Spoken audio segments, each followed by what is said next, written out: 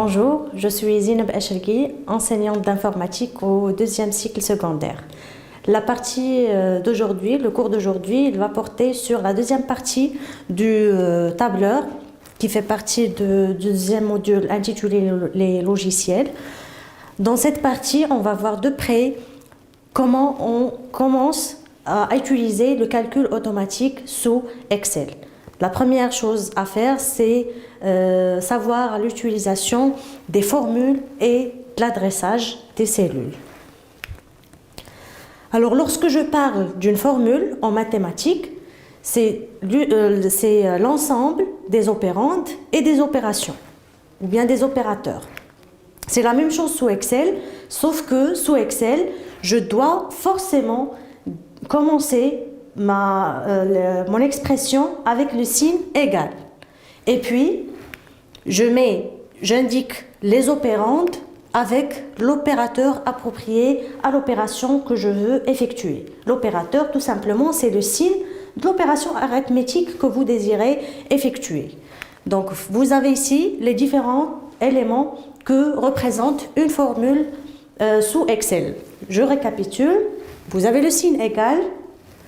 Les opérandes, ce sont les éléments que je vais calculer avec l'indication d'un opérateur, plus, moins, donc qui représente tout simplement les opérations arithmétiques. Pour voir l'application des formules sous Excel, je vous propose cette situation qui présente un tableau de notes.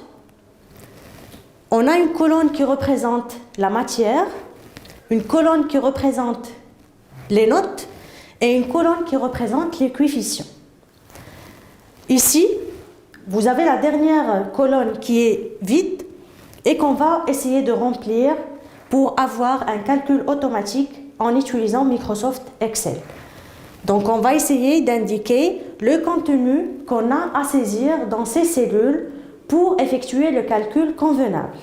Par exemple, pour la matière mathématique, je dois calculer dans cette cellule note fois coefficient. Alors, j'ai plusieurs manières de faire. On va essayer de voir les différentes cas de figure et on va en discuter au fur et à mesure. La première proposition, c'est utiliser une formule ordinaire, c'est-à-dire utiliser les valeurs pour faire ce calcul. Donc, je vais avoir égal toujours 15,3 qui représente la note des mathématiques fois, donc j'ai ici à signaler que lorsque j'utilise généralement les outils informatiques, on a le signe fois qui est indiqué sur le clavier par étoile. Donc si vous avez étoile, c'est tout simplement l'opérateur de multiplication, c'est fois. Donc 15,3 fois 4, c'est le coefficient. Donc lorsque je vais taper entrée, je vais avoir directement le résultat qui est calculé. La même chose pour la deuxième cellule, je dois refaire égal 17,8 fois 3 et ainsi de suite. Alors ça, c'est une manière de faire. Sauf que lorsque je travaille sous Excel, je peux vous dire que ce n'est pas la bonne manière de faire. Alors, je vais vous montrer la manière la plus convenable à utiliser sous Excel.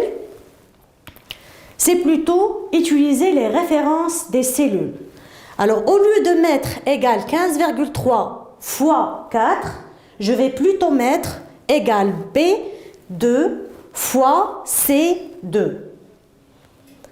En termes d'application avec le logiciel, il suffit de taper le signe égal sur le clavier, cliquez sur cette cellule et vous aurez une récupération automatique de sa référence. Vous aurez le B2 qui serait écrite automatiquement. Vous tapez aussi l'opérateur fois sur le clavier et aussi vous cliquez sur cette cellule pour indiquer que c'est le deuxième opérande. Et vous aurez la récupération automatique de la référence de cette cellule qui est C2. Donc vous aurez égal B2 fois C2. Alors l'avantage de l'application de cette deuxième méthode par rapport à la première, il y a plusieurs avantages. On va essayer de citer quelques-uns. Le premier avantage, c'est si j'ai à présenter ou bien à effectuer la même opération sur la suite de la série de données. Alors, au lieu de refaire et de réécrire la même formule dans les autres cellules, il suffit de maintenir ici poignée de recopie, donc le petit carreau que vous avez ici dans le coin, c'est ce qu'on appelle poignée de recopie. Alors, pour le poignet de recopie, il suffit de le maintenir avec la souris et je fais un clic et glisser, sans relâcher bien sûr le bouton de la souris, vers la fin de la série de données. Lorsque j'obtiens la fin de la série de données, à ce moment-là, je peux relâcher la souris. Et je vais avoir l'application automatique de la même formule sur la suite de la série de données. Alors, je vais expliquer un peu avec plus de détails la fonction du poignet de recopie. Donc, j'ai ici, par exemple, dans cette cellule égale B2 fois C2. Lorsque j'active cette cellule, c'est-à-dire j'aurai le cadre foncé avec le petit poignet, la petite poignée de recopie. Donc, je maintiens le poignet de recopie et je fais un clic et glisser vers le bas de la série de données. Alors, automatiquement, j'aurai quoi dans la cellule suivante? Lorsque je dis que je vais avoir le bon résultat dans la cellule suivante. Donc, vous avez ici l'exemple. On peut revoir ici l'exemple. Vous avez égal B2 fois C2 pour la première cellule. Donc, dans la cellule suivante, je dois avoir ici égal B3 fois C3. Donc, c'est ce qui va être généré d'une manière automatique lorsque je vais utiliser le poignet de recopie. Dans la cellule suivante, il va générer B4 fois C4. Ça signifie quoi? Lorsque j'utilise le poignet de recopie d'une manière verticale, je vais avoir l'incrémentation au niveau des lignes. C'est-à-dire, j'ai ici, par exemple, B2. On a déjà expliqué qu'il s'agit d'une référence d'une cellule. C'est-à-dire, le B représente la colonne et le 2 représente la ligne. Alors, lorsque j'utilise le clic et glisser du poignet de recopie vers le bas, c'est-à-dire d'une manière verticale, je vais avoir l'incrémentation au niveau des lignes. Parce que regardez ici, essayez de suivre le mouvement de ma main.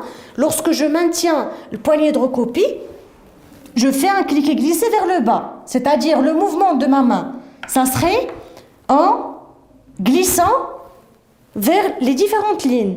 Mais je travaille toujours sur la même colonne. C'est pour ça que je garde la colonne fixe, qui est B. Toujours ici, je vais avoir le B. Et j'aurai une incrémentation, c'est-à-dire plus 1. Donc, 2 va être 3, va être 4, va être 5, et ainsi de suite.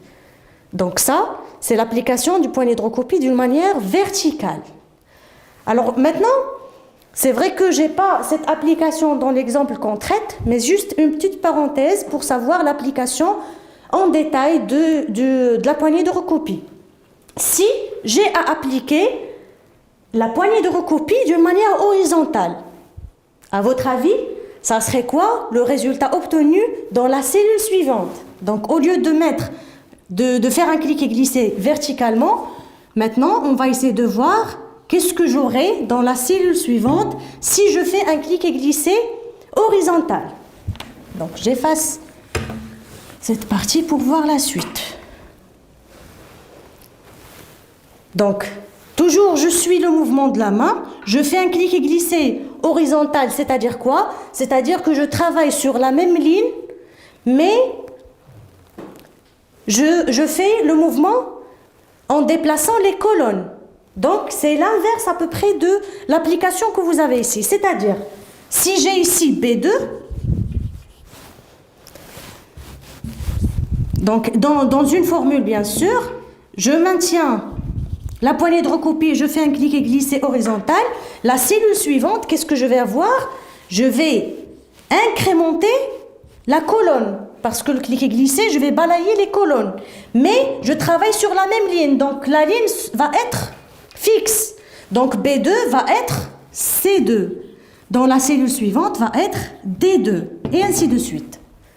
Est-ce que c'est clair? Donc on va essayer de faire cette application dans l'exemple qu'on a ici. Donc si je fais le cliquer-glisser horizontal, égal B2 fois C2 va générer automatiquement dans la cellule suivante égal C2 fois D2. Et ainsi de suite. Donc ça, c'était juste une petite parenthèse pour expliquer davantage l'utilisation du poignet de recopie. Alors on retourne maintenant à les avantages, bien sûr, de l'utilisation des références au lieu d'utiliser les valeurs dans le calcul sous Excel. Donc, je récapitule que pour le premier avantage, c'était l'application de la poignée de recopie, c'est-à-dire appliquer la même formule dans la suite de la série de données qui va générer automatiquement la suite des résultats qui seront bien sûr corrects. Ça, c'est de 1. De 2. Si j'ai à modifier une valeur dans mon tableau, si j'utilise les valeurs, bien sûr, et je fais une modification, toujours je dois chercher tous les emplacements où j'ai utilisé cette valeur pour rectifier le calcul. Alors que lorsque j'utilise les références, il suffit de modifier, par exemple ici, dans la note, j'ai déjà fini le calcul. Et dans la note, ici j'ai 15,3, je me suis rendu compte que j'ai commis une erreur. Ce n'était pas 15,3, mais c'est plutôt 5,3. Alors si j'utilisais les valeurs, je dois revoir tous les emplacements où j'ai utilisé cette valeur pour les modifier manuellement. Et d'ailleurs, c'est une tâche qui est très très lourde et des fois, je peux même oublier des emplacements où j'ai utilisé l'ancienne valeur. Donc, ça va engendrer tout simplement des résultats qui sont faux. Alors que lorsque j'utilise la référence de la cellule, alors toujours, le logiciel, qu'est-ce qu'il fait? Il récupère le contenu de la cellule, quel que soit son contenu. Donc, il suffit de modifier seulement le contenu de la cellule de base. Donc, dans ce cas, je vais partir dans cette cellule et modifier, au lieu de mettre 15,3, je vais mettre 5,3. Une fois que je fais entrer, pour valider ma valeur, je vais voir la mise à jour qui serait effectuée d'une manière automatique dans toutes les cellules où j'ai déjà utilisé cette valeur. Donc ça, c'est la deuxième, si vous voulez, c'est le deuxième avantage de l'utilisation des références au lieu d'utiliser les valeurs. Le dernier avantage, c'est que si jamais on dispose, par exemple, vous avez la gestion par exemple, comment dirais-je, des grandes valeurs, donc de la gestion des moyennes par exemple, donc on dispose des valeurs qui sont très très grandes. Alors lorsque j'ai à effectuer un calcul, alors dans ce cas, il n'est pas tolérable du tout d'utiliser les valeurs. Pourquoi? Parce que tout simplement, je peux commettre des erreurs lors de la recopie de ces valeurs. Alors que lorsque j'utilise la référence, c'est le logiciel qui fait cette application, c'est-à-dire c'est à lui de récupérer la valeur de la cellule. Moi, j'ai seulement à indiquer l'emplacement de la cellule ou bien la référence de la cellule. Donc, c'était les différents arguments qui justifient forcément l'usage des références sous Excel au lieu d'utiliser les valeurs. Alors, je retourne à l'exemple qu'on a. Si j'utilise ici égal B2 fois C2 et j'applique la poignée de recopie, donc vous aurez ce résultat qui est généré d'une manière automatique dans les autres cellules. Et lorsque je relâche le poignet de recopie vers la fin de la série de données, j'aurai le calcul qui serait calculé d'une manière automatique. Alors pour les applications, je vous invite à faire ces applications pour vous entraîner à utiliser les formules sous Excel. La première application, indiquer les références des zones colorées. Vous avez dans cette feuille de calcul un ensemble de zones colorées de 1 jusqu'à 6. Alors, essayez d'indiquer quelles sont les références de ces zones.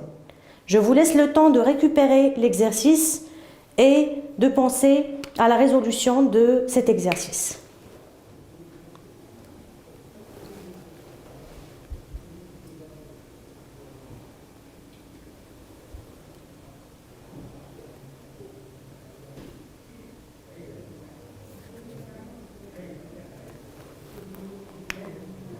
La deuxième application serait remplir les cellules vides avec les formules convenables.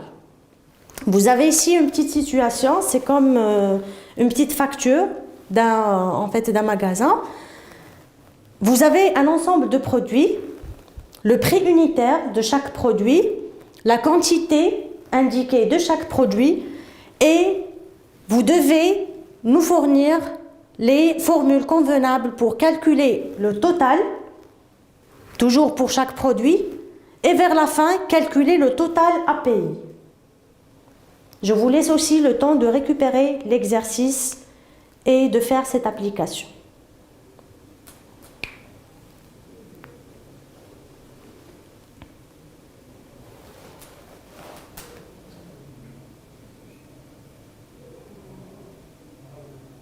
C'était le contenu de cette séquence, de cette partie plutôt, qui porte sur les formules et l'adressage. On continue, Inch'Allah, dans la séance prochaine pour voir la suite du calcul automatique sous Excel avec l'utilisation des formules. Merci de votre attention.